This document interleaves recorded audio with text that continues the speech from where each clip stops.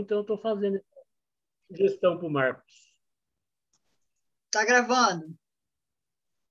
Eu comecei a gravar agora. Fala de novo. Eu peço ao Marcos, ao grupo, que o Marcos fale rapidamente a motivação aqui do nosso bate-papo, do nosso diálogo sobre a Lei de Proteção de Dados, com uma brevíssima apresentação de cada um de nós. E, a partir daí, eu reinicio aqui a exposição. Ok. Bem, esse é o nosso grupo da conversagem, né, que já está funcionando há mais de um ano, desde março, abril do ano passado. E tem algumas pessoas que são participantes mais frequentes, outros entram ocasionalmente. Eu coordeno o grupo. O Newton normalmente faz uma observação e depois dá um retorno da observação para o grupo, mas na palestra do Zé Paulo ele está como um participante normal. Agora, eu gostaria que cada um, então, se apresentasse rapidamente para o Rodrigo e que, no final, o Rodrigo se apresente e diga, inclusive, de onde estão falando.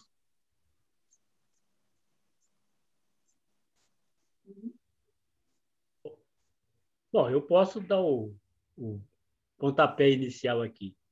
José Paulo Dias, aqui eu estou falando de São Paulo, Moca. Aqui no grupo eu cumpro um papel de expositor e de debatedor no nosso bate-papo. Não é uma palestra, é um bate-papo. E o Rodrigo, já adianto, é meu amigo aqui do bairro, da Moca. Ok. Newton, seu presente aí, vai.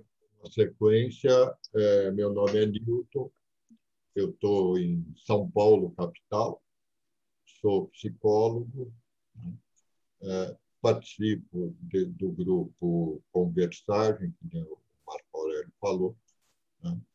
E dentro desse grupo foi introduzido aí esse bate-papo do José Paulo, que traz aí a questão da Lei Geral de Proteção dos Dados. Estou aqui também aprendendo. Passo a palavra. Bom, eu sou Márcia, falo aqui do Rio de Janeiro, eu sou professora, participo do grupo desde fevereiro, mais ou menos, fevereiro, e aproveito para agradecer mais uma vez ao Zé Paulo, tem sido muito bom, esse já é o nosso segundo encontro, e tem sido muito bom, espero que todos aproveitem também. Bem, eu sou a Hilda, estou aqui em Niterói, no Rio de Janeiro, participo do grupo desde o início do ano passado, a gente começou março, abril, né? Eu sou antropóloga, morei muitos anos fora, morei na Europa e morei também no Japão, e estamos aqui também agradecendo ao José Paulo, né, pela a colaboração aí com a lei de dados, está ficando bem interessante esse papo.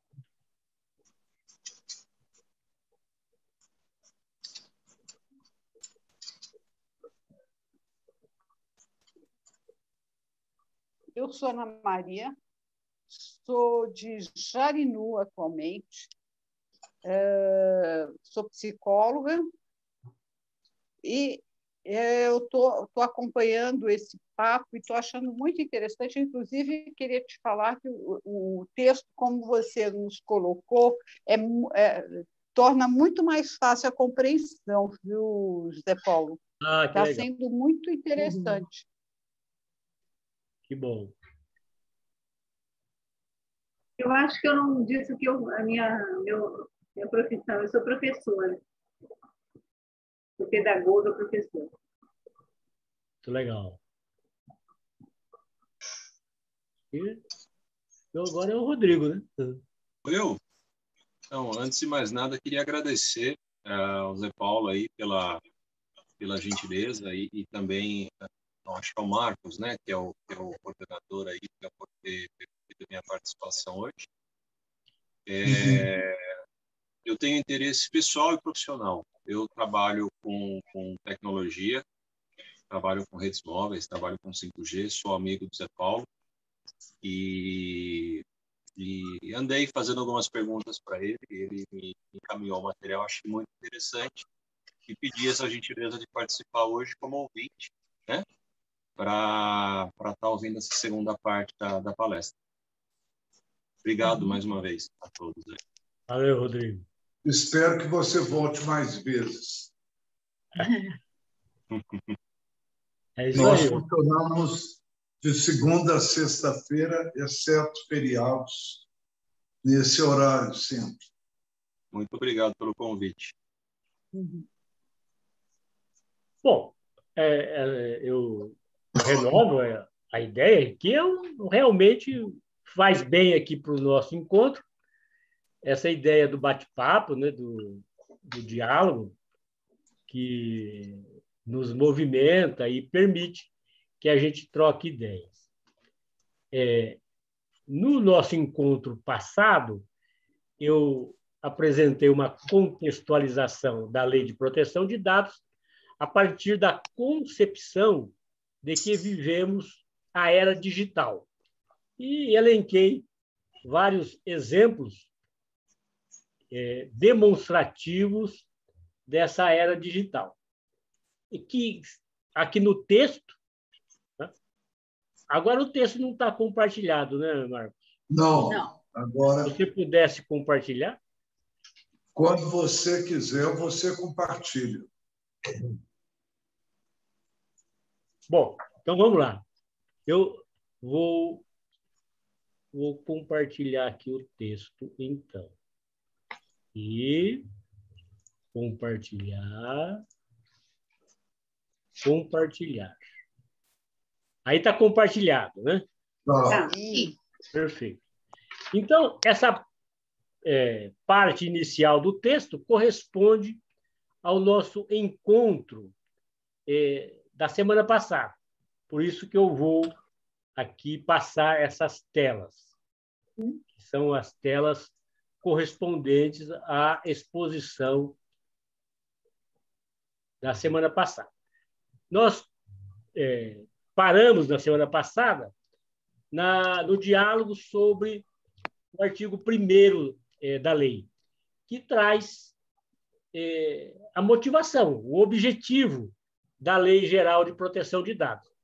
Recordando, eu sempre trabalho com as noções de que vivemos nessa era digital, a lei veio para tentar dar uma arrumada no caos, o que, com uma visão otimista, com o tempo, ela poderá gerar algum equilíbrio. Tá? Destaco aqui desse artigo 1º a ideia de que a lei visa a proteção dos direitos fundamentais de liberdade e de privacidade e o livre desenvolvimento da personalidade da pessoa natural, e que tem por objetivo proteger direitos fundamentais como da liberdade, da privacidade e do livre desenvolvimento da personalidade da pessoa humana. Desses conceitos e outros que a lei contém, é que eu retiro a ideia que a base primeira, a base fundamental da lei, são as declarações universais de direitos humanos, que, no nosso caso brasileiro, a maioria, ou quase todos os direitos universais da pessoa humana estão consolidados na nossa Constituição, que, aliás, protege tanto a liberdade, quanto a privacidade, quanto a personalidade da pessoa humana. Aí eu até comentei no nosso encontro passado, agora eu dou um destaque maior, eu faço um comparativo da Lei de Proteção de Dados com o Código do Consumidor, não no sentido de que são leis equivalentes, que tratariam exatamente do mesmo assunto, sob a mesma ótica. Há, sim, vários pontos de encontro, de intersecção entre a Lei de Proteção de Dados e o Código do Consumidor. Mas a ideia que me movimenta nessa comparação é assim, o Código do Consumidor é de 1990. Temos, portanto, aí uma boa caminhada. E quando surgiu o Código do Consumidor, dava-se a impressão de que seria uma lei que não iria pegar, como é comum no Brasil dizer que tem lei que pega e lei que não pega. E o Código do Consumidor, medidas, as limitações, as diversas limitações da sociedade brasileira, é uma lei que produziu bom resultado prático e está em pleno desenvolvimento. Então, numa visão que aí seria uma visão otimista, o mesmo pode acontecer com a Lei de Proteção de Dados, ou seja, aos poucos a sociedade vai absorvendo e aplicando os seus conceitos fundamentais. Tem uma diferença que eu gosto também de frisar entre o Código do Consumidor e a Lei de Proteção de Dados. Uma diferença importante, porque o Código do Consumidor, como o próprio nome diz, ele tem um foco nas relações de consumo. Ele é setorizado, segmentado, faz o Código do Consumidor uma espécie de um corte nas relações sociais para dar uma atenção especial às relações de consumo. A Lei de Proteção de Dados, do modo que eu analiso, até porque, lembrando sempre, eu a entendo no contexto de proteção dos direitos humanos, ela é universalizante. Ela tem um sentido universal. E tem uma razão de ser esse sentido universal, porque tudo na nossa sociedade, quando a gente fala tudo, obviamente é uma força de expressão, mas as coisas caminham para que as relações sociais sejam desenvolvidas, construídas, modificadas com base em dados. Então, tudo vai se transformando em dados. E daí o sentido universalizante da lei. Esse nosso bate-papo aqui está permeado por dezenas, milhares, centenas de dados, os mais diferentes possíveis. Por quê? Porque tudo vira, aí o Rodrigo pode falar do ponto de vista técnico, tudo vira byte, não é? Tudo vira byte, tudo vira linguagem de computação. Né? Então, a economia, a política, as finanças vão todos se desenvolvendo a partir desses dados, a partir da era digital, a partir de uma era em que as coisas são digitais. Daí o sentido universalizante da Lei de Proteção de Dados.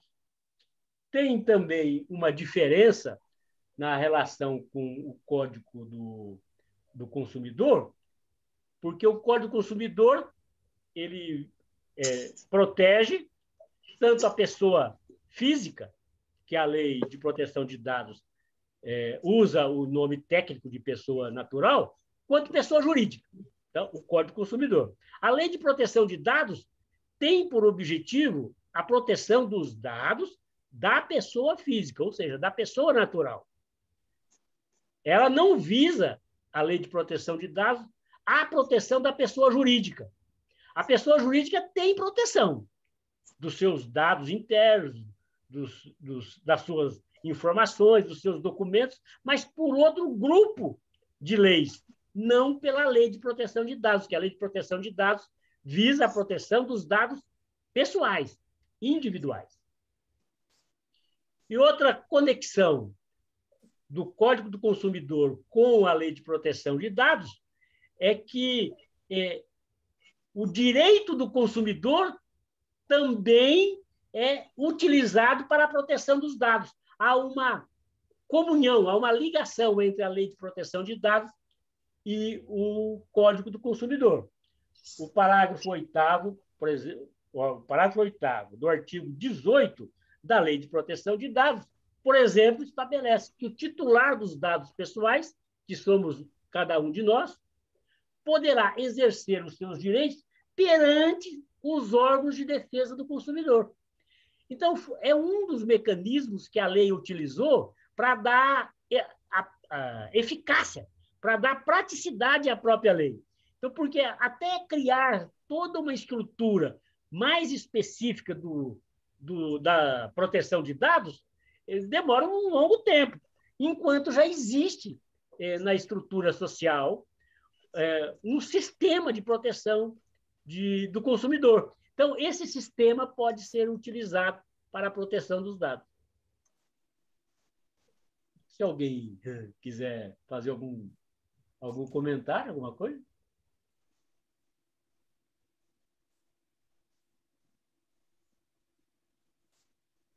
Bom, vou seguindo aqui. O artigo 2º da lei trata dos fundamentos da proteção de dados. Onde que estão os fundamentos da proteção de dados? Que é também um dos artigos em que eu me baseio para sustentar a legitimidade da Lei de Proteção de Dados nos direitos humanos. O inverso é verdadeiro, quer dizer, os direitos humanos se refletem na Lei de Proteção de Dados, ou seja, na aplicação da Lei de Proteção de Dados é preciso levar em conta e proteger os direitos humanos fundamentais. Então, diz o artigo 2º da Lei de Proteção de Dados. A disciplina da proteção de dados pessoais tem como fundamento o respeito à privacidade. Todos nós sabemos o tanto que hoje a nossa privacidade é atacada por várias formas. Essa leitura é importante apresentar, ou seja, um dado valor importante na sociedade é violado. No caso do consumidor, imaginando antes do Código do Consumidor, existiam milhares de relações sociais de consumo que tinham os valores pessoais, humanos, violados. Então, veio o Código do Consumidor para buscar regulamentar aquilo, para dar uma melhoria social, buscando uma melhoria social para aquilo que tem sido violado. Na comparação, os direitos do consumidor continuam sendo violados, mas não é por isso que o Código do Consumidor não é aplicado. O comparativo é nesse sentido. Não é porque a nossa privacidade é violada que ela deixa de receber a proteção da lei, é até o contrário. Por ela ser violada, é que a lei vem à sua proteção. Esse mecanismo de pensamento é muito importante. E a proteção mesma da privacidade vai depender de uma série de fatores, sobretudo, especialmente, a atuação individual e coletiva de cada um de nós. O segundo fundamento colocado pela lei é um dos principais fundamentos, que leva o nome de autodeterminação informativa. A privacidade, enquanto privacidade, é um valor já adotado, protegido pelo sistema jurídico há muito tempo. A nossa Constituição, inclusive, protege a privacidade. É um conceito, portanto, mais próximo da gente. O conceito de autodeterminação informativa já é um conceito bem específico dessa era digital. O que é autodeterminação informativa? Olha, tem livros e livros tratando disso. Eu vou fazer uma síntese que eu acho que faz um resumo das várias noções sobre esse conceito de autodeterminação informativa, sempre esclarecendo que não é um conceito, vamos dizer assim, já construído e aceito por todos. É um conceito em construção. Eu entendo, nesse contexto, a ideia de autodeterminação informativa como a capacidade, ou o poder, ou a aptidão de cada um de nós ter condições de gerir os próprios dados, de ter gestão sobre os próprios dados. Então, numa linguagem bem sintética, seria a aptidão de gestão dos próprios dados pessoais. Esse conceito ele vai permear todo o contexto da lei. Quanto mais condições de gerir os nossos dados, melhor protegeremos a privacidade e vice-versa. Então, esse é um conceito fundamental, porque os nossos dados, nós perdemos a gestão sobre os nossos dados. E a lei vem para trazer ferramentas, trazer instrumentos jurídicos para que, vamos dizer assim, possamos ter novamente gestão sobre os nossos dados, o que é uma incógnita, um problema histórico, porque é da época que nós vivemos e vai depender sempre da evolução histórica para saber até quando, até quanto e quando nós, cada um de nós, vai poder dizer, não, eu tenho gestão sobre os meus próprios dados. É um desafio histórico. Alguém está com o microfone aberto e está dando retorno. É o Rony, eu acho que é o Rony que está falando, Marco. Zé, eu acho que da sessão anterior que eu assisti offline, pelo link que você mandou, vocês chegaram a discutir um pouco isso, mas o ponto essa autodeterminação ela é muito relativa, né? Porque totalmente relativo. Praticamente binário, né? Você autoriza tudo ou você não autoriza nada. Pelo menos hoje, na prática, é assim. Ou você abre todos os seus dados e não escolhe o que essencialmente você quer compartilhar, ou você fala, não, tá bom, eu concordo e vou aceitar tudo o que está ali, né? E a lei em si não especifica isso, né? É uma abertura, de certa forma, que existe, como você disse, né? Acho que está amadurecendo isso, enfim. Isso tem muito o que ser desenvolvido, mas ainda tem essa questão, né, do binário, né? Ou tudo ou nada, né? Sim, isto é um dos complicadores da era que nós vivemos. O que pode relativizar isto a favor da autodeterminação informativa? Os direitos do titular dos dados. Assim, eu dou a mão à palmatória. Eu que estou estudando bastante essa lei e tal, eu não exerço ainda todos os direitos que a lei me permite. Mas, por exemplo, a lei permite que eu solicite do controlador de dados que me diga quais dados que ele coletou a meu respeito. Tudo bem, eu tive que dar o aceite, concordei que ele coletasse meus dados. Mas no momento seguinte eu falo, olha, tudo bem, eu permiti. Agora me diga, me fale quais dados que você tem a meu respeito. É uma forma que, aos poucos, se vai exercendo esses direitos, né? Porque realmente é uma situação nova, tudo é diferente. Quem de nós que imaginaria que a sociedade toda iria se movimentar por dados?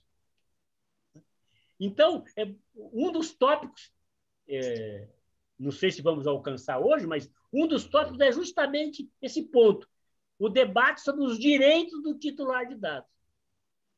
E tem uma série de direitos, uma série, né, que a gente vai trabalhar.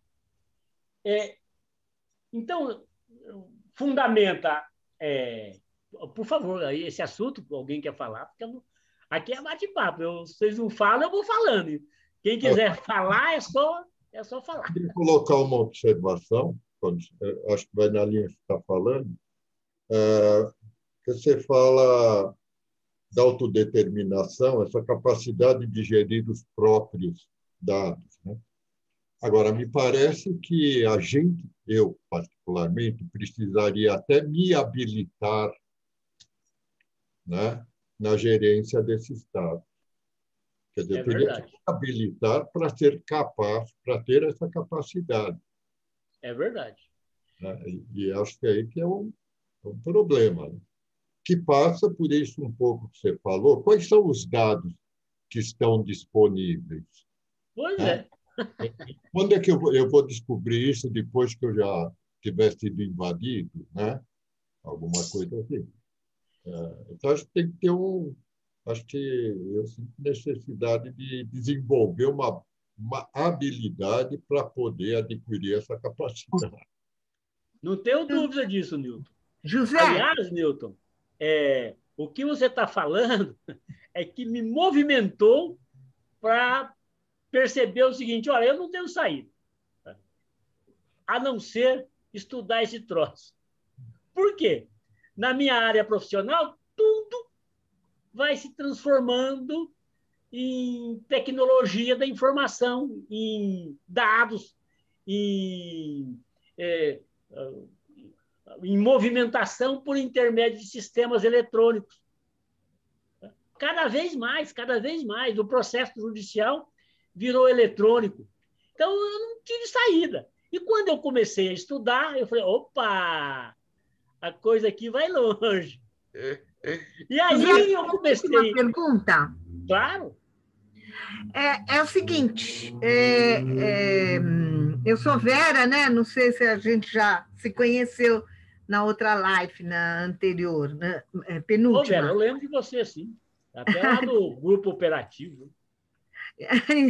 Então, olha, eu não cheguei a ler a lei porque realmente eu estou completamente sem tempo, porque no sindicato a gente está em pleno negociações coletivas que não está nada fácil, né? Mas o que eu quero te dizer, te perguntar é o seguinte: através dessa lei, por essa lei, parece que as empresas, as entidades têm que ter algum respaldo, alguma ferramenta que deve ser implantado. Eu não sei bem, eu não li a lei, eu não sei bem o que é isso. Eu sei que tem uma bibliotecária que ela levantou essa questão na Assembleia, né? Que nós vamos ter que ter uma ferramenta que para conter os cookies e algumas outras coisas. Eu não sei se a legislação fala dessa ferramenta, fala dessa obrigatoriedade do que nós temos que ter para bloquear alguns dados, ou não permitir, ou permitir. Você sabe alguma coisa nesse sentido?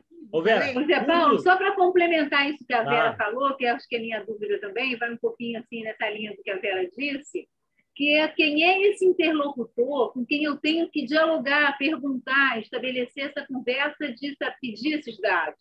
Porque a sensação que eu tenho é que, como o Rodrigo falou, é uma coisa binária, ou eu aceito ou eu não aceito, porque eu vou discutir isso, eu vou... com quem eu estabeleço essa interlocução para falar, para saber? Muitas vezes a gente está na utilização de alguma coisa e aí pergunta, aceita? Se você não aceita, simplesmente você não sai do lugar, você não tem nem como prosseguir. Então, eu acho que é um pouco isso que a Vera falou. Isso é uma ferramenta, isso é uma... O que seria isso? Para a gente poder estabelecer essa interlocução. Vou também continuar só mais um pouquinho. Eu ontem estava ativando o Livelo, né? E pensei exatamente nisso, pensei em você, Zé Paulo, na lei, porque está lá, os seus dados irão ser compartilhados, enfim. E aí eu falei, bom, mas não quero, mas não vai aceitar, não vai ter. Então, com quem que eu vou, né, depois também... Me parece que é uma judicialização. Acho que só através da justiça que você depois consegue recuperar isso. Sim, depois, que já entregou, né? Depois que entregou, Olha, que você corre atrás do prejuízo. Assim, uma boa parte dessas questões que vocês levantaram compõe os próximos slides aqui. Mas eu adianto. Eu adianto. Legal. Quanto à adaptação que a Vera falou, tem um tópico aqui que eu menciono isso. No meu modo de entender, eu digo o meu modo de entender porque há várias leituras, né? Tem muitas leituras da lei. Eu tenho uma leitura que a lei é uma espécie de manual de conduta, dizendo mais ou menos o seguinte: olha, é lícito tratar dados, é lícito, você pode tratar dados. Se você quiser tratar os dados licitamente, eu vou dizer para você como é que você tem que fazer. E dar as linhas básicas. A partir dessas linhas básicas, há um desenvolvimento. Então, mais ou menos o seguinte: olha, o Código de Trânsito fala para a gente, olha, é o seguinte, você pode entrar na rodovia e pode até andar em alta velocidade, mas tem que atender tais e tais regras, tais e tais diretrizes. Eu tenho essa leitura da Lei de Proteção de Dados. Tem outros que têm outras leituras, que tem pessoas que acentuam muito as punições, as multas que a lei impõe, que são multas pesadas, para tentar levar realmente o que trata os dados a cumprir a lei. Então, tudo que vocês estão falando tem a mais absoluta lógica. E são essas perguntas, inclusive, que também me movimentaram desde o início a me debruçar nessa lei. O Rodrigo, ainda batendo papo comigo, lembrou que a gente se encontra lá na academia, que a gente frequenta, na natação. Ele lembrou: Zé, eu lembro que um tempão atrás você disse que estava estudando essa lei. Você continua estudando? Em boa medida, essas questões que vocês levantam, que nós levantamos aqui, foram a que me levaram a estudar a lei, mais a questão profissional, que eu não tenho saída. Eu compreendo que o advogado não tem saída, ele tem que estudar a lei ou estudar, não tem como. Né? Não só, eu destaco a Lei de Proteção de Dados, mas, na realidade, há um conjunto de leis em torno desses assuntos.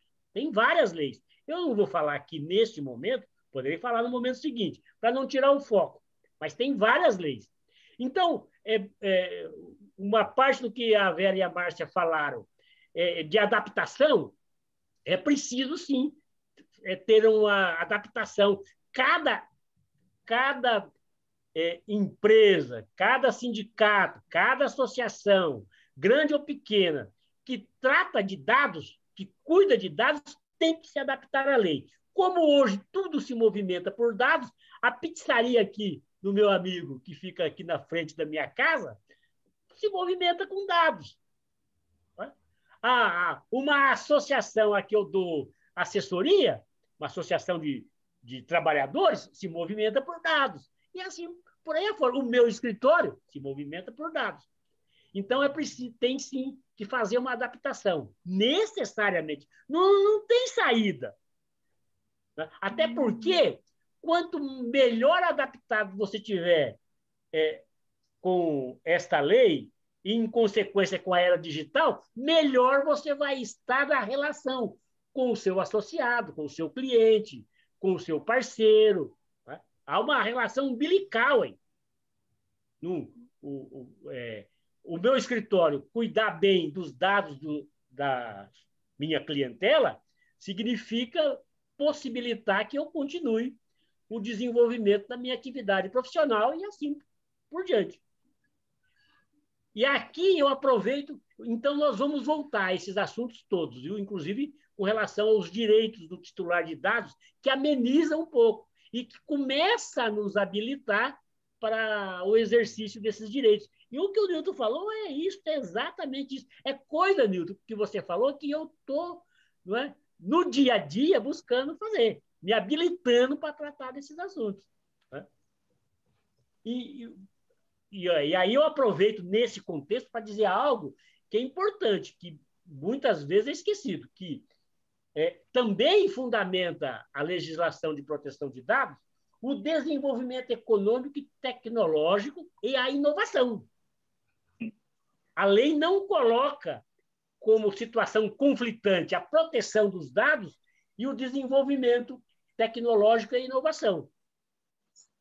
E completa, até porque nos marcos da nossa Constituição não poderia ser diferente, que também fundamenta a lei a iniciativa privada, a livre iniciativa, a livre concorrência e a defesa do consumidor. Então, o desenvolvimento associativo, o desenvolvimento da pequena, média ou grande empresa não é incompatível. A lei não entende que seja incompatível com a proteção de dados.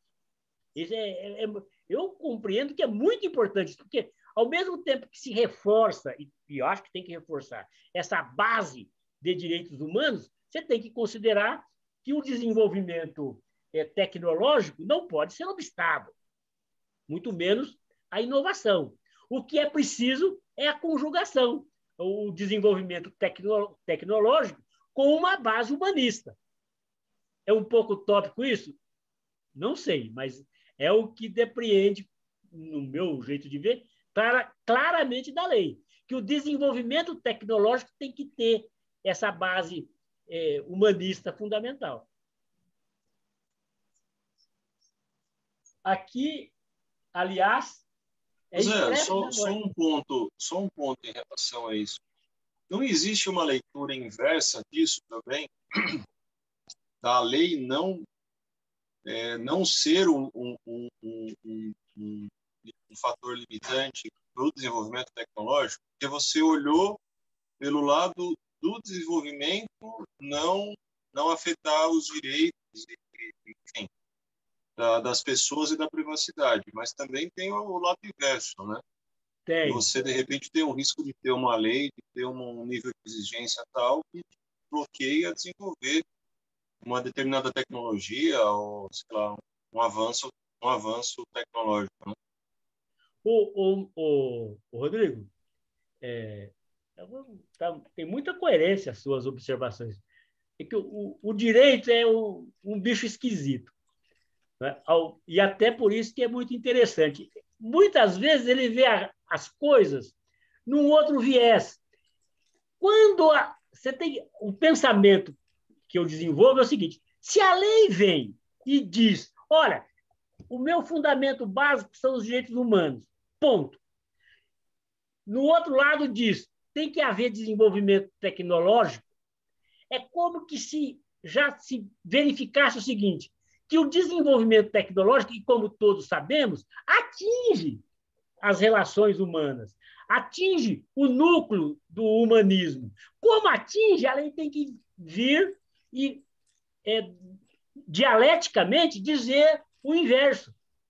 Você pode ter o desenvolvimento tecnológico, mas você tem que respeitar os direitos humanos. Porque se a lei não dissesse isto, se não fosse essa a linha de pensamento da lei, aí a ofensa aos direitos humanos teria legitimação legal, o que não pode.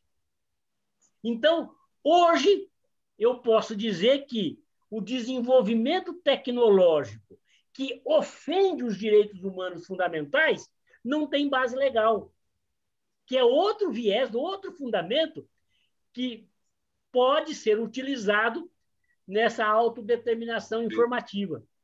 Perfeito. Por isso que eu acentuei muito. Essa compreensão da lei a partir dos direitos humanos fundamentais, compreendendo-os, inclusive, inseridos na nossa Constituição, abre um leque de interpretação dá outro colorido. e abre oportunidades que, se você não tivesse essa visão, você não a enxergaria. Então, nesse contexto, é como se a lei dissesse o seguinte: ó, você pode desenvolver-se tecnologicamente, mas se o seu desenvolvimento ofender os direitos humanos, não é legal, é ilegal. E você que trabalha com empresa europeia, você sabe o tanto que isto foi sendo incorporado pelas empresas europeias, especialmente, que primam, não é, para dizer para os seus acionistas que elas não atuariam jamais na ilegalidade. Ora, para desenvolver algo tecnológico na legalidade, tem que respeitar os direitos humanos. Essa que é a leitura que eu tenho. Existem outras leituras? Obviamente. Tá? Porém, eu entendo que esse discurso que eu desenvolvo precisa ser desenvolvido. Alguém tem que desenvolver. É lógico, eu não estou fazendo citação de autores aqui, mas ao expor esse pensamento, eu estou fundamentado em diversos autores jurídicos que dão sustentação. Né? Tem outros autores que não dão, que vão numa outra linha. Né? E aqui, destacando, né, passando pelo artigo 2º, é importante dizer que o inciso 7º do artigo 2º diz claramente, né, que os direitos humanos, o livre desenvolvimento da personalidade, a dignidade, o exercício da cidadania pelas pessoas naturais são fundamentos da Lei de Proteção de Dados.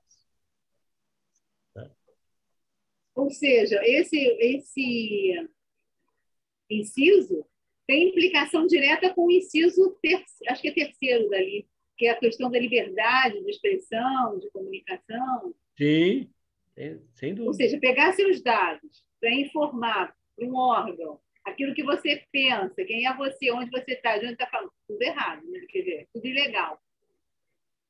Então, e um modo de enxergar é esse, que com a lei nós adquirimos uma ferramenta, um instrumento para atuar nesse mundo digital, né, a favor do pensamento humanista. Não quer dizer absolutamente que isso vai acontecer automaticamente na prática, vai depender de uma atuação individual e coletiva muito forte da gente. Bom, agora eu vou entrar num contexto um pouquinho mais técnico, mas eu acho importante, porque uma das características da lei é apresentar conceitos. E tem alguns conceitos que ajudam muito, né, nisto que o Newton levantou muito adequadamente, de que cada um de nós, e eu me incluo, precisamos nos habilitar nessa proteção de dados, e isso também já vai formando um arsenal de pensamento que vai colaborar depois, Vera, para a adaptação, né, de cada entidade, de cada local a esse mundo digital na esfera normativa. Então, nós estamos falando de dados, né, que é a Lei de Proteção de Dados. Aí a lei, didaticamente, essa lei ela tem muitas curiosidades, muitas observações a serem feitas. Uma fundamental é essa universalizante, essa característica universalizante. Ora, se ela na minha leitura, no meu jeito de ver, se ela é fundamentada nos direitos humanos fundamentais, necessariamente ela tem que ser universalizante, porque os direitos humanos são universais. Então, outra característica da lei é o seu didatismo. Ela procura ser didática. Em alguns momentos não consegue. Eu já descobri aí, pelo menos, um problema delicado da lei, que aos poucos eu vou trabalhando. Mas não dá para negar o caráter didático da lei. e um dos momentos que ela é didática é quando ela apresenta conceitos. Então, são muitos os conceitos. Eu destaquei o que eu considero mais importante para o momento, mas a lei pode ser visitada e outros conceitos existem. Então, eu vou falando aqui, vocês vão também intervindo. Então, dado, é a lei de proteção de dados. Que tipo de dados? Dados pessoais. O que são dados pessoais? A lei vem disso. Esses conceitos todos estão no artigo 5º da lei. É um elenco de conceitos. Então, o que é dado pessoal? É informação relacionada com a pessoa natural identificada, e aí vem a questão-chave, ou identificável. Então, José Paulo Dias, advogado, OAB número tal, RG número tal, está identificado. Muito bem. Mas se der uma característica, se for caracterizando fase a fase, né? Uma pessoa com a idade de tantos anos, que mora no bairro da Moca, na avenida tal, pode dar características da pessoa que permitam a sua identificação. Isso é uma das coisas fundamentais de compreensão, porque colabora, vamos dizer assim, na limitação, ao menos na limitação, para que se manipulem os nossos dados. Porque fala, não, eu só peguei o RG. Tem umas boas. Não, eu só peguei impressão digital. Então, são os dados que permitem a identificação da pessoa de forma direta ou que permitem, por meios indiretos, identificá-la. Aí a lei completa, isso também é muito importante. Os dados pessoais, todos eles têm maior ou menor proteção da lei. Agora, o dado pessoal sensível tem uma proteção maior. E aí também já vai se caminhando para a adaptação de cada localidade.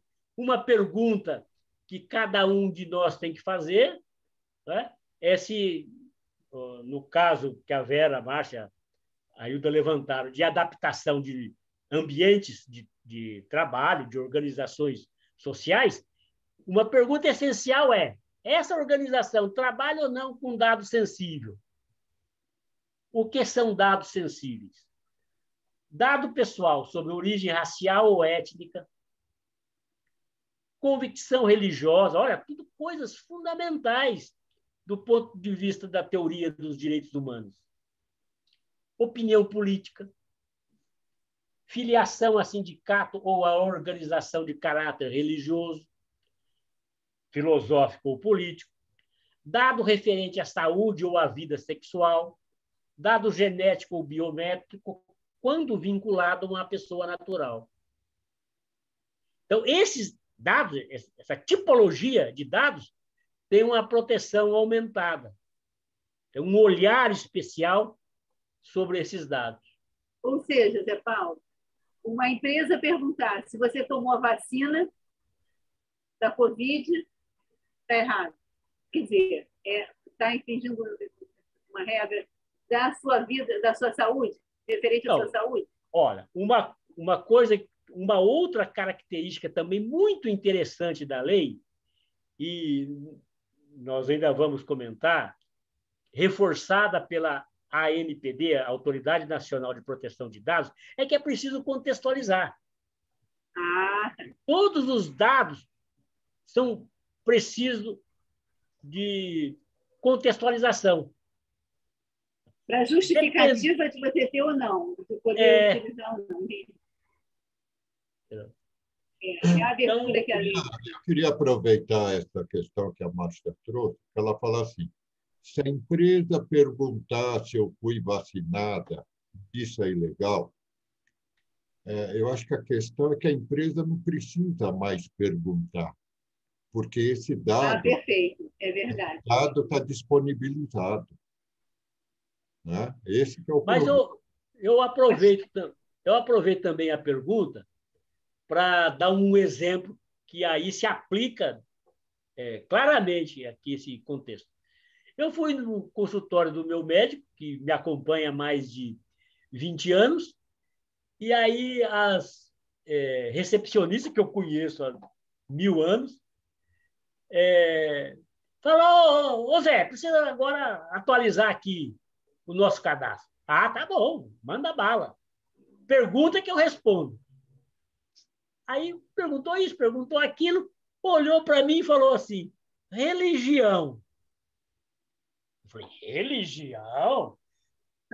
O que o meu médico, falei o nome dele, está querendo saber da minha religião? Tá certo, tá certo. Nem vou perguntar mais para você. Aí, depois da consulta, eu dei um toque para o meu médico. Disse: olha, você não está agindo bem aí, não. Ele já chamou de imediato, né, as recepcionistas e falou assim: olha, apaga. Não vamos mais perguntar isso. Mas o que aconteceu? Coisa da era digital. É claro que o meu médico não está querendo saber controlar a religião de paciente nenhum. É que ele adquiriu um programa novo que, por qualquer cargas d'água, estava lá, né? O pedido de informação de religião.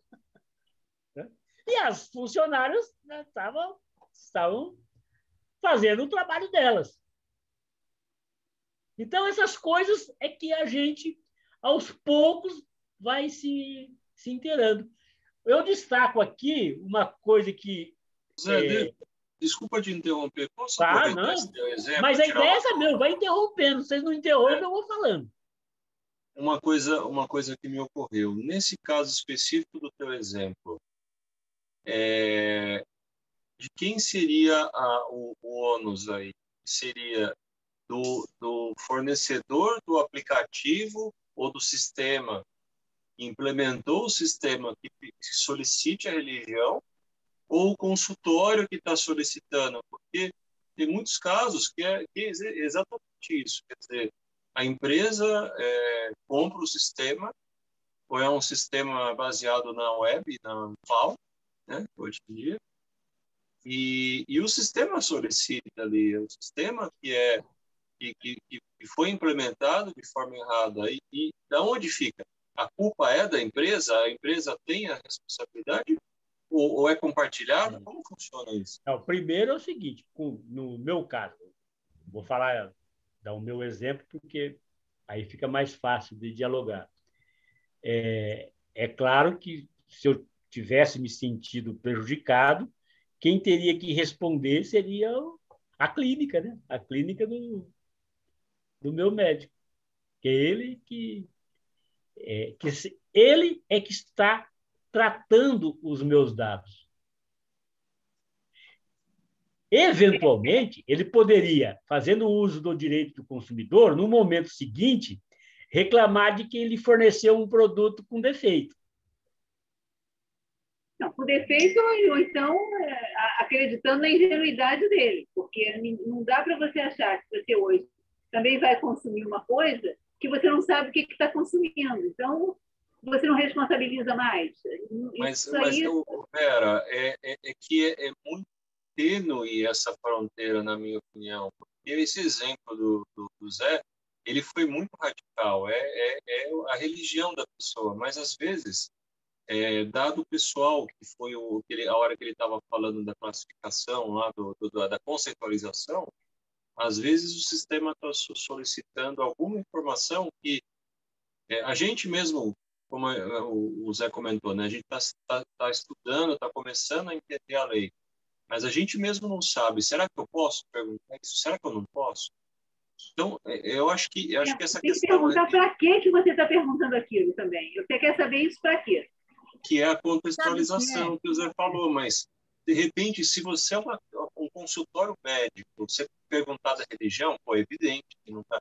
Mas, às vezes, perguntar se a pessoa tomou a vacina ou não, será que realmente eu posso fazer essa pergunta? Então, são certas coisas que pelo menos eu estou É o começando contexto. agora, engatinhando, né? É o contexto. Você Olha, disse por quê? antes de dizer alguma coisa, como eu já vendi sistema e também consumo sistema, tudo todos que são pacotes que a gente compra da área de tecnologia, você tem que fazer uma adaptação.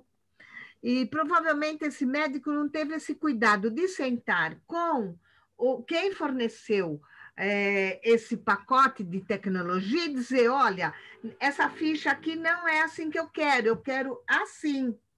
Então, o que o José falou é muito correto. A princípio, é o dono da clínica que vai ter as consequências, né?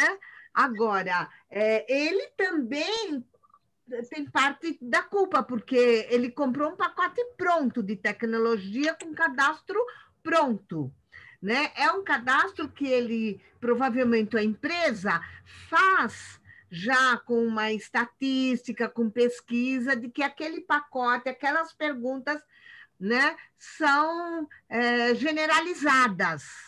Aí cabe quem comprou a falar, não, eu vou me adaptar aqui, eu sou um consultório médico, não me interessam essas perguntas. É isso, é a coisa mais prática que tem. Né? Provavelmente o José eu queria dele, né?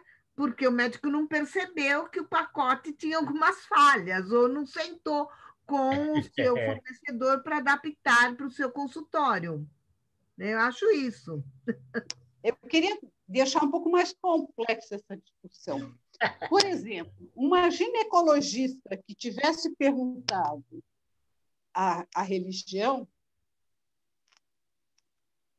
ela poderia fazer uso disso na questão de discutir, por exemplo, se uma paciente quer fazer aborto ou não.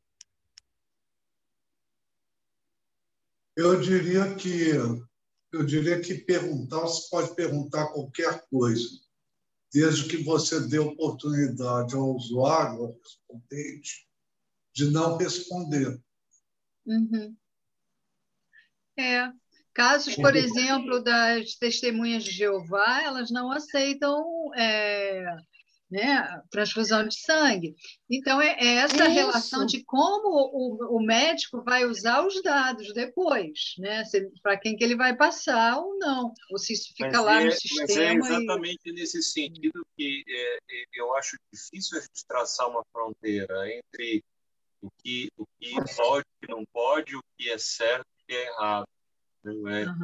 É bem subjetivo, eu acho. Olha, o que você... É a questão da contextualização, né, Zé? Que você... Zé Paulo, eu queria te propor o seguinte, nós estamos chegando nos 21 minutos finais, para de compartilhar a sua tela para a gente poder ter todo mundo na nossa tela. Deixa eu ver. Agora, deixa eu encontrar como é que eu faço isso. Você saiu da outra vez.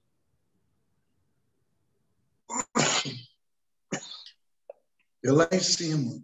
Uhum.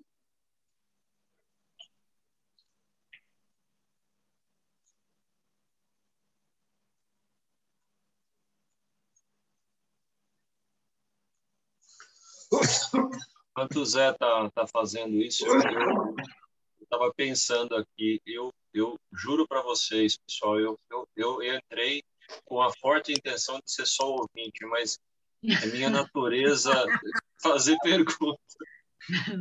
Que é isso? Eu acho que eu até atrapalhei um pouco o andamento. Não, mas, o espírito aqui é de bate-papo mesmo. Uhum. É conversagem. Conversagem.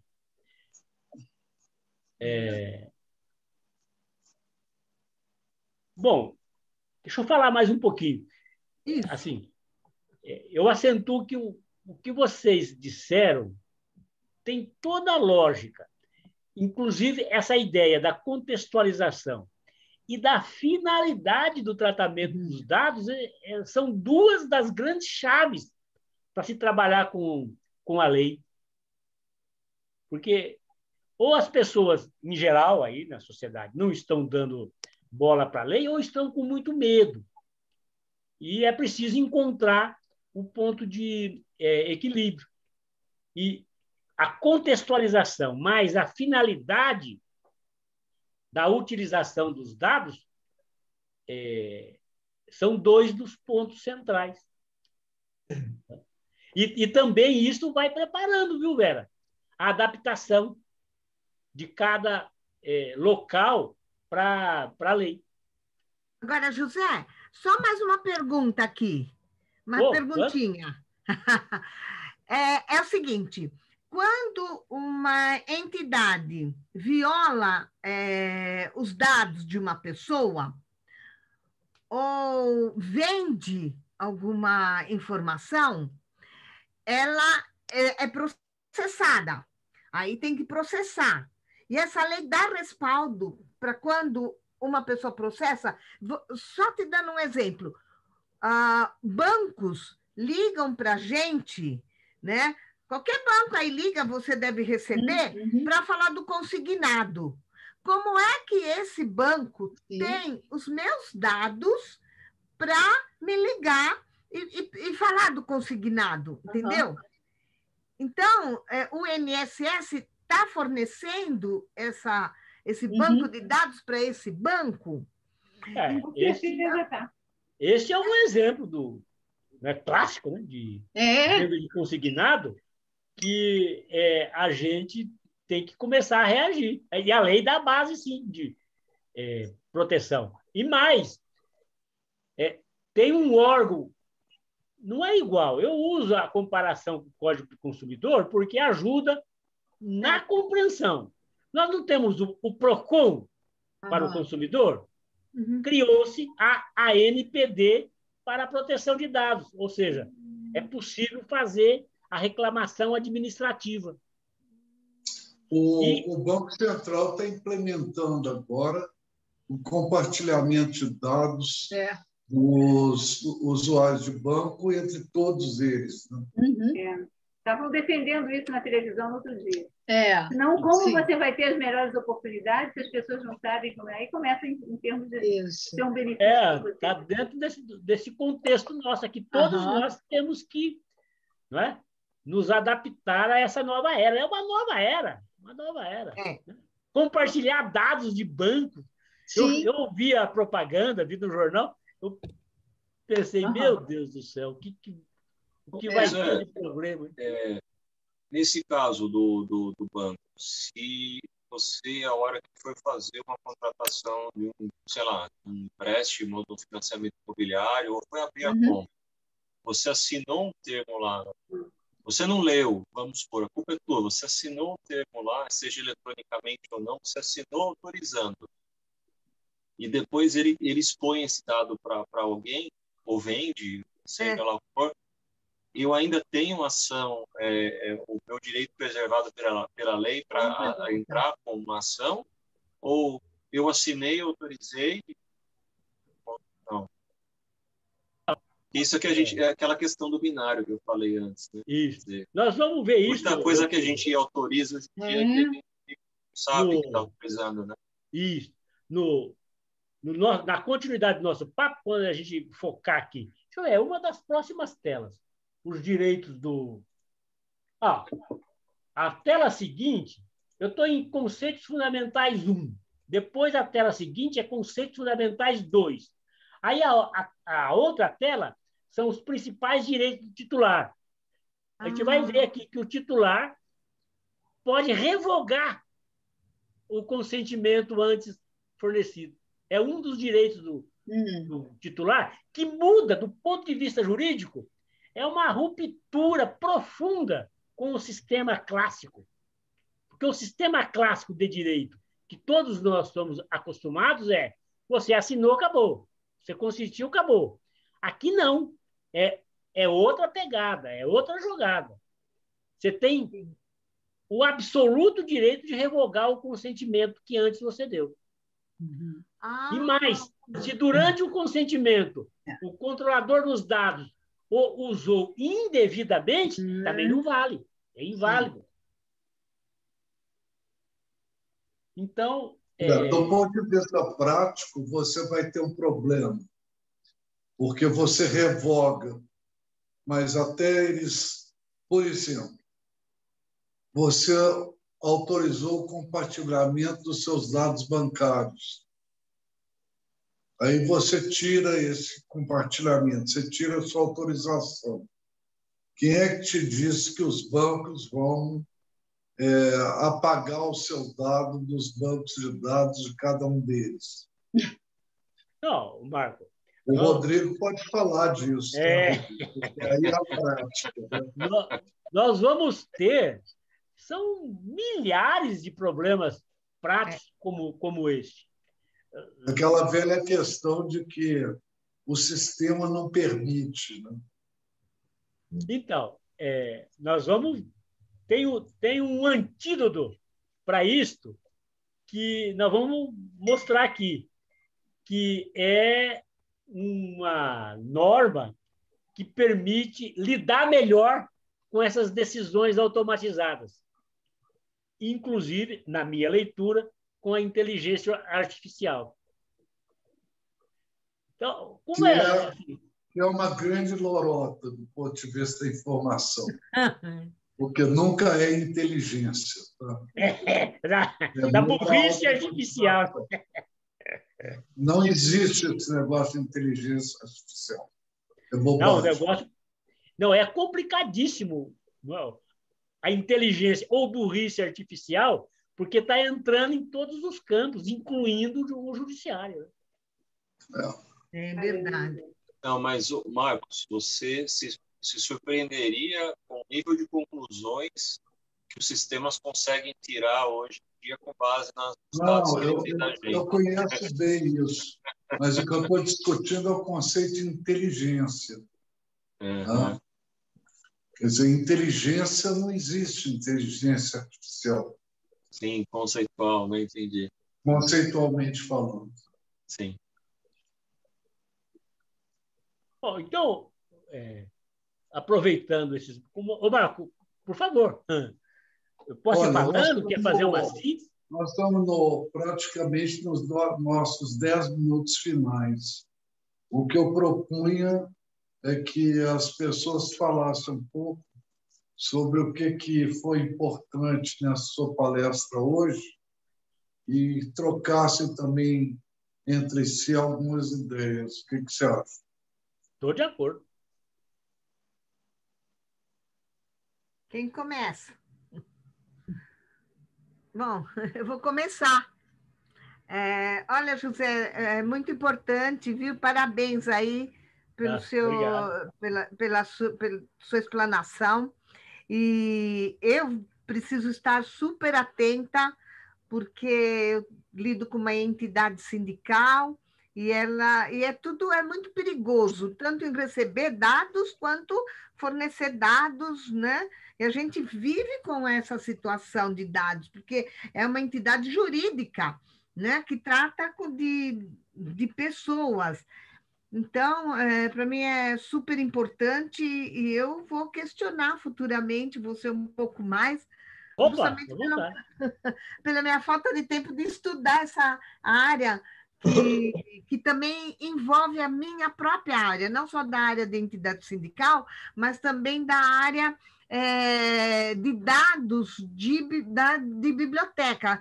As bibliotecas têm cadastro de pessoas.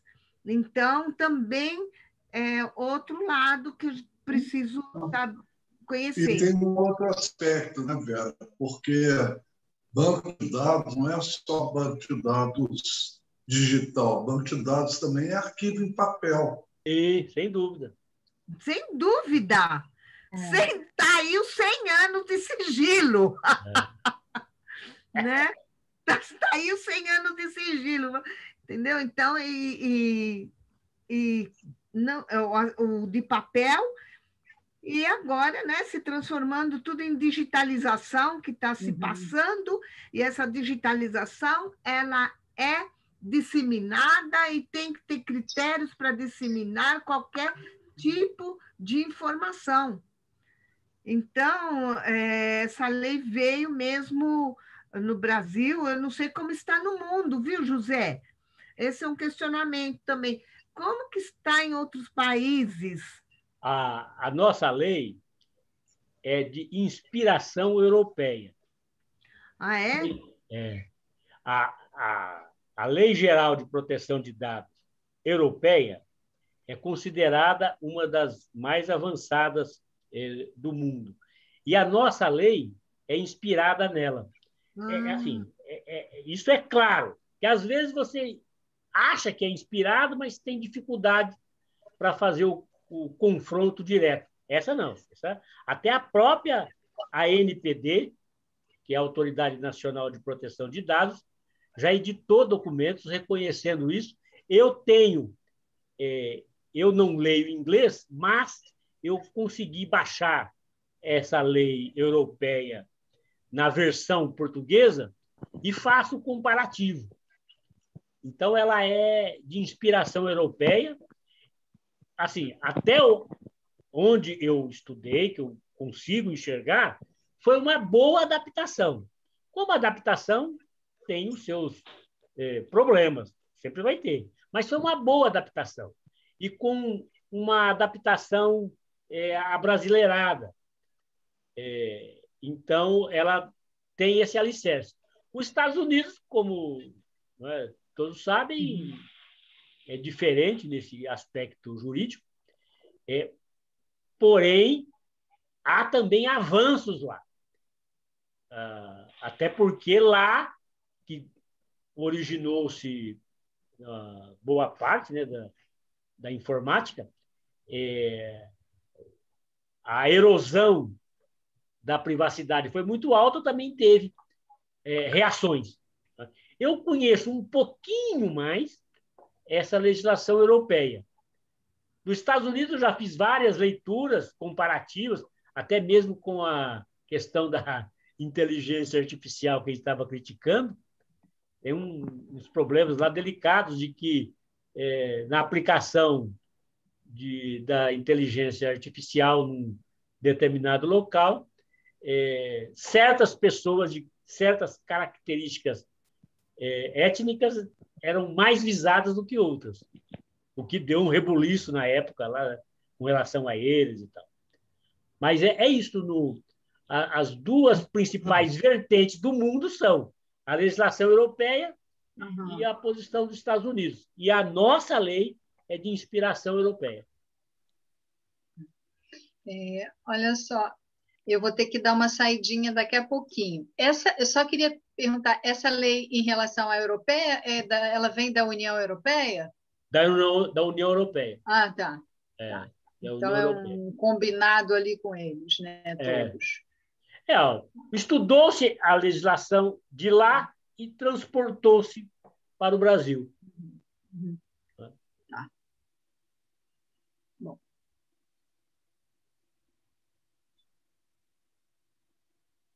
Isso aí, estamos por 5 minutos.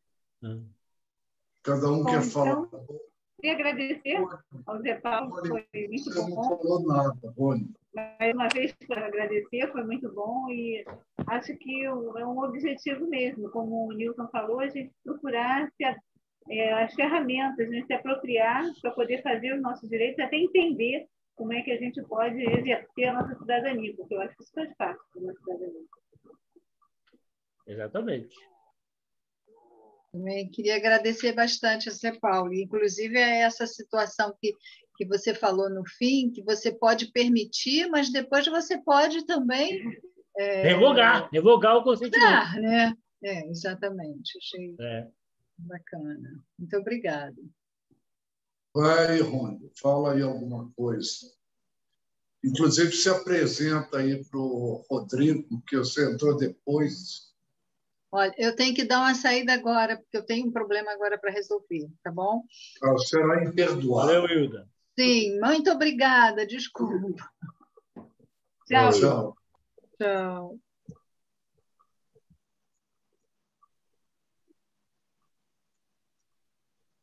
Rony, você está escutando a gente?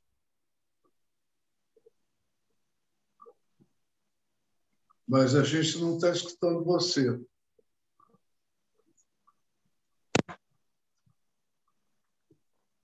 Melhorou? Agora acho que sim. Eu sou o Rony de Ribeirão Preto, né? Trabalho na Universidade de São Paulo, Rodrigo. E eu estou de máscara porque eu estou recebendo uma visita na minha casa, eu não posso tirar a máscara. Eu estava comentando com o Zé Paulo, que o Zé Paulo falou, né? Que justamente essa questão, né? De você ter permissão de recusar, de negar os dados. Inclusive, eu recebi já dos bancos uma solicitação para divulgar a minha situação do CPF, etc. E eu acho isso realmente muito incômodo. Sempre foi uma das coisas que me incomodou muito, a minha mãe ser previdenciária e o banco fazia o que queria com o CPF, mandando coisa de empréstimo, esse tipo de coisa, né? E eu assim, hoje o que está me incomodando é a questão da internet, né? Que tudo que você abre tem lá, você aceita cookie, só que se você bota não, você não avança, né? Então, isso hoje assim, eu não sei até que ponto que a lei vai realmente funcionar. Do ponto de vista prático, assim, eu percebo claramente isso. Se o cara perder meus dados, eu posso processar ele, etc. Mas até aí, o volume de informação é tão grande, né? E a distribuição dessa informação é tão grande que eu não sei aonde foram parar meus dados. Então, assim, talvez até eu descobrir onde isso aí está e de que forma que isso está sendo usado, eu já estou com 100 anos, né? Então eu não sei o que vai acontecer. Eu acho que isso fica muito nítido, né? Tá certo? A lei, eu acho que ela vem até muito tarde, eu penso. Ela já poderia existir há muitos anos, mas é aquela história, como você falou nas aulas anteriores, à medida em que os problemas foram surgindo, a necessidade gerou a lei, né? O direito está sempre atrasado nesse ponto. Sim. Primeiro vem o fato, depois de um tempo vem o direito. Mas está sendo muito legal. Eu estou gostando muito de ouvir, eu estou aprendendo bastante. E à medida que você vai falando, eu vou percebendo, né, as vivências que a gente já teve nessa situação e como que isso, nesse momento, está sendo realmente um divisor de águas. Valeu, Rony. Muito obrigado. E só para esclarecer, hoje eu já tinha falado com o Zé Paulo, ele me ligou, achando que eu era o outro Rony, o Rony lá do amigo do Marco, acho que é de Recife, Pernambuco, não sei de onde que ele é. Mas eu fiquei muito feliz de receber sua ligação. Legal, Rony. Quem mais quer falar? Eu queria falar porque o Zé Paulo sempre me coloca umas minhocas na cabeça, né? Eu saio com elas aqui, eu estava pensando o seguinte, na era pré-digital, a invasão de privacidade era feita por um acesso não autorizado a documentos pessoais registrados em papel, né? Então, o estrago não era grande, vamos dizer. Agora, na era digital, esses dados pessoais, me parece que eles adquirem autonomia em relação ao proprietário. Perfeitamente. E aí, será que a lei está pensando em reverter esse processo? Isto é, fazer com que esses dados pessoais voltem a ser propriedade do proprietário? Eu tenho dúvida que consiga. Mas mesmo do ponto de vista não digital, tem umas questões interessantes. Por exemplo, se você escreve uma carta para alguém, a carta passa a ser propriedade de quem recebeu. Mas, por exemplo, a minha documentação pessoal que eu tenho em cartório, até meu registro de nascimento, por exemplo, né? Hoje, isso... Antes, para alguém fazer essa consulta, tinha que se identificar, né? Ou então invadir o cartório, pegar o livro e pegar meus dados. Hoje em dia, isso não é necessário. Esses meus dados adquirir autonomia em relação a eu que sou proprietário. Exatamente. Na CPI teve um caso muito interessante essa semana, que foi aquele auditor do TCU que mandou o estudo dele para o pai mandou para o Bolsonaro colocou num papel timbrado do TCU e disse que era um relatório oficial. Gente, isso vai longe. Essa situação de dados e de disseminação vai longe. E é a era que vivemos, né? O que o Newton falou tem toda a lógica. O espírito da lei, a finalidade da lei seria assim, de que cada um de nós recuperasse a autonomia informativa dos próprios dados, pudesse gerir os seus próprios dados. É um desafio brutal. Os autores que escrevem sobre a lei de proteção de dados, né, escrevem páginas e páginas e páginas sobre esse conceito básico da autonomia informacional, que é o que o Milton falou, você recuperar a gestão dos seus próprios dados, o que é um desafio brutal, né? Desafio brutal. Parece que a hora que viram dados, já deixa de ter autonomia, de ser propriedade da própria pessoa. A hora que viram dados, ele já está num aparelho, ele já está numa tecnologia e daí para ser... Em consequência, a sua privacidade já era. Esse aqui também é o problema. Tem autores que escrevem sobre a lei que dizem tudo isso é uma bobagem, não adianta, a privacidade já era, como diz o Newton. Tudo bem, é uma leitura, não é a minha. O que eu acho... Tem um lado também, se você for olhar em relação a esse nível de esforço necessário, se você for olhar as empresas, que acho que é em parte que alguém questionou, né, que é a questão de com quem eu falo quando eu tiver alguma contestação ou quando quiser que alguma empresa tome uma ação. E assim, você imagina, por exemplo, uma operadora de telefonia. Você vai ligar no atendimento, no SAG dele, você vai falar com o atendedor automático, você vai falar com aqueles atendentes que mal te reconhecem como cliente. Então, e depois de esperar meia hora um nível de esforço absurdo que as empresas vão ter que fazer para se readequarem a esse tipo de coisa. Porque uma coisa são os sistemas, os dados digitais, a outra coisa é o atendimento que elas vão ter que dar para nós, consumidores, para conseguirem dar um tipo de... Quer dizer, eu sou um consumidor, eu estou contestando, mas até aí eu vou reclamar com quem? Eu vou reclamar com a página web do Google, lá, que coleta meus dados, que eu estou fazendo no meu navegador. Eu vou falar com quem?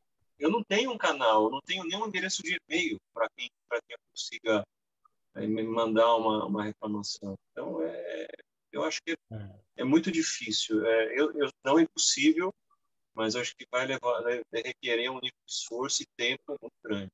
Não há a menor dúvida, Rodrigo. E pode, inclusive, a lei cair no vazio, vamos ser sinceros. Tá? A lei se esvaziar. Não, eu acho que não é esse o caso. Só acho que assim, o tempo para se adequar a isso é que vai ser razoável.